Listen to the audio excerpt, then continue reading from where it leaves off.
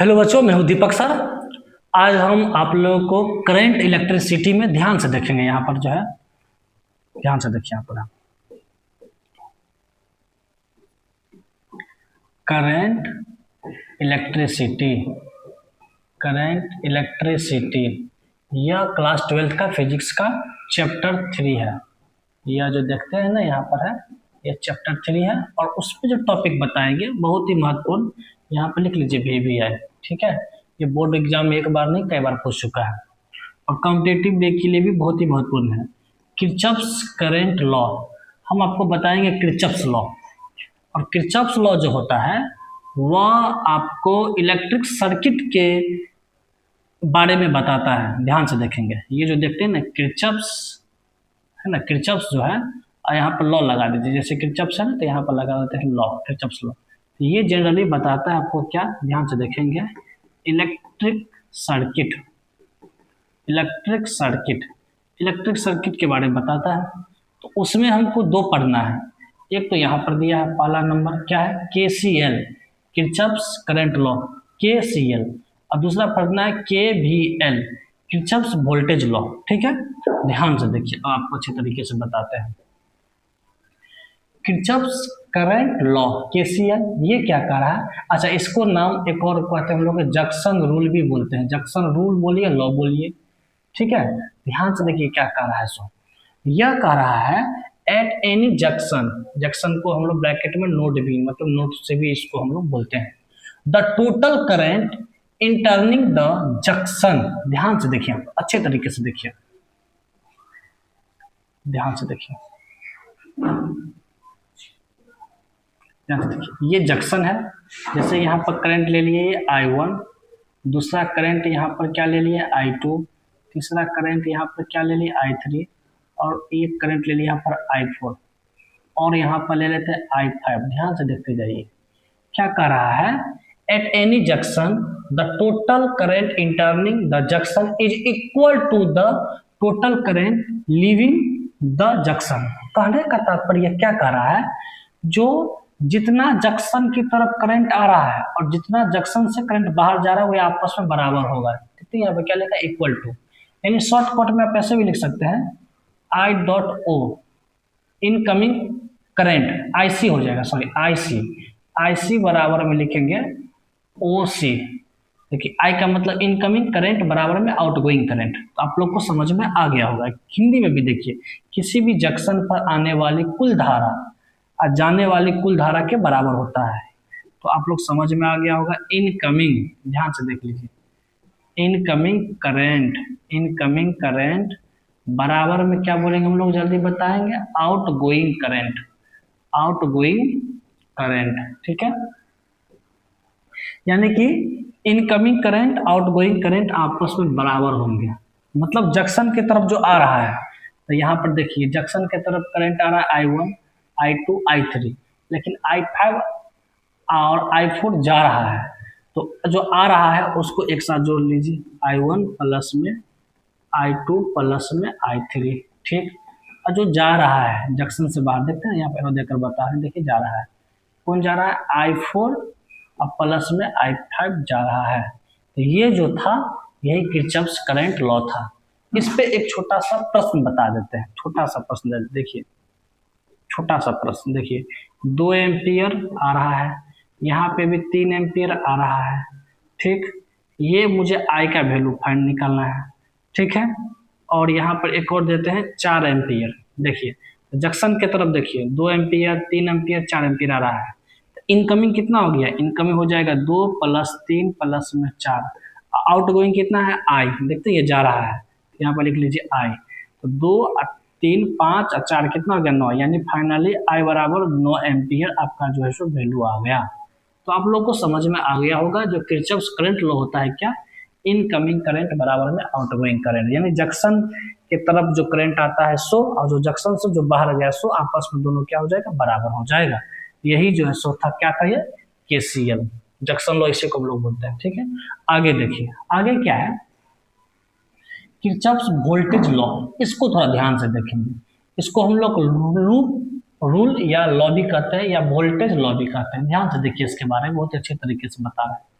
इन any close loop, देखिए यहाँ पर एक क्लोज लूप बना लेते हैं, ध्यान से देखिए, इसमें रूल भी बहुत सारे आपको बताएंगे हमने।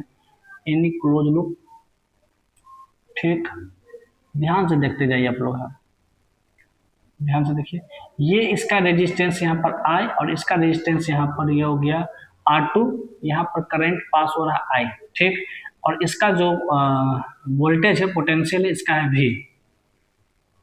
अब देखिए क्या कर रहा है, in any close loop the algebraic sum of all voltage is equal to the zero. यहाँ पर ध्यान से देखिए, यह I R1 के साथ में जुड़ेगा, तो ध्यान से देखिए I R1 एक ये बना वोल्टेज, और फिर ये I R2 के साथ में जुड़ेगा, तो यहाँ पर कितना हो जाएगा I R2।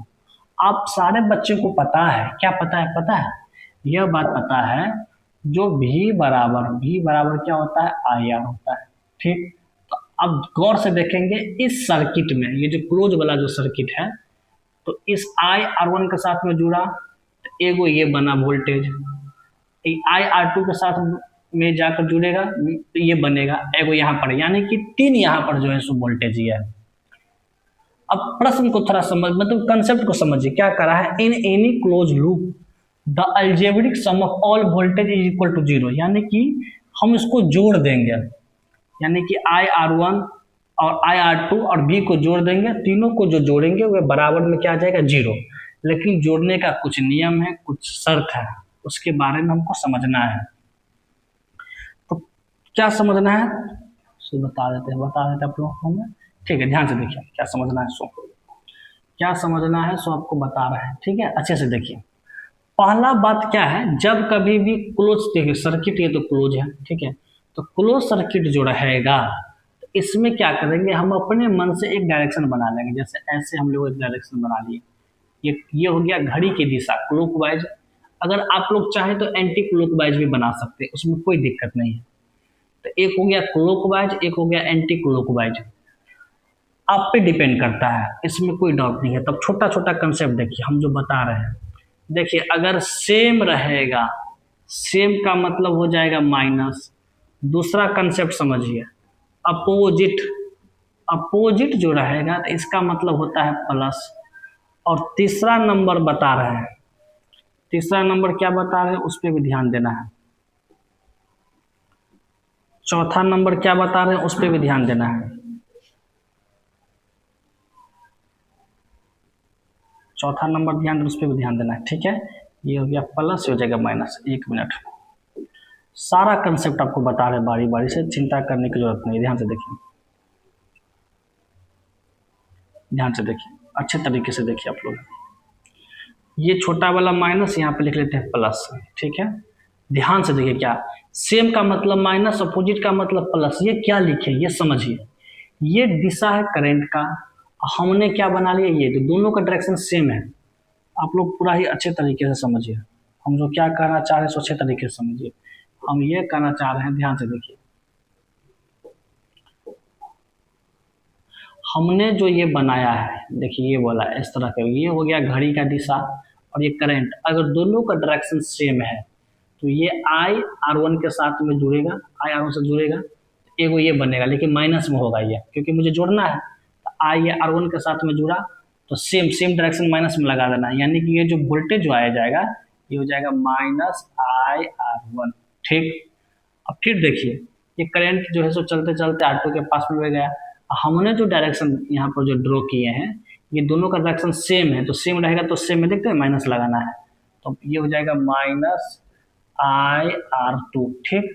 अब ध्यान से देना है, ये जो हम क्लॉकवाइज वाला जो डायरेक्शन बताए हैं, तो ये डायरेक्शन जो बनाए हैं, तो छोटा वाला जो ये देखते हैं माइनस होता है बैटरी, ये होता है प्लस, तो ये माइनस से प्लस की तरफ जा रहा है, देखते हैं ना, प्लस की तरफ जा रहा है, तो प्लस की तरफ जा रहा है तो ये भी प्लस में रहेगा, भी क्या लगेगा प्लस में, बराबर में कर दीजिए 0, ठीक। आप चाहे तो इसको एंटी क्लॉकवाइज करके भी बना सकते हैं, उसमें कोई दिक्कत नहीं है, आपका आंसर सेम ही आएगा। एक बात को बता दिया है।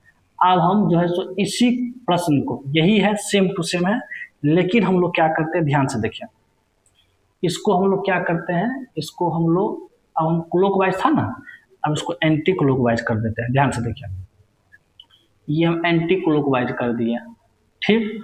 अब एंटी क्लॉकवाइज में देखिए, ये जो डायरेक्शन है ये और करंट दोनों का अपोजिट आ रहा है, आई ये R1 से जुड़ जाएगा तो अपोजिट में प्लस, देखते हैं ना अपोजिट में प्लस है, अपोजिट में क्या हो जाएगा प्लस, तो आई R1 का साथ में जुड़ करके क्या बन जाएगा आई R1, लेकिन यह प्लस में रहेगा। ठीक, उसके बाद में यहाँ पे भी देखिए ये अपोजिट डायरेक्शन में है तो ये भी बन जाएगा क्या यहाँ पर है प्लस में क्या लिख देंगे आई R2, अपोजिट वाला प्लस।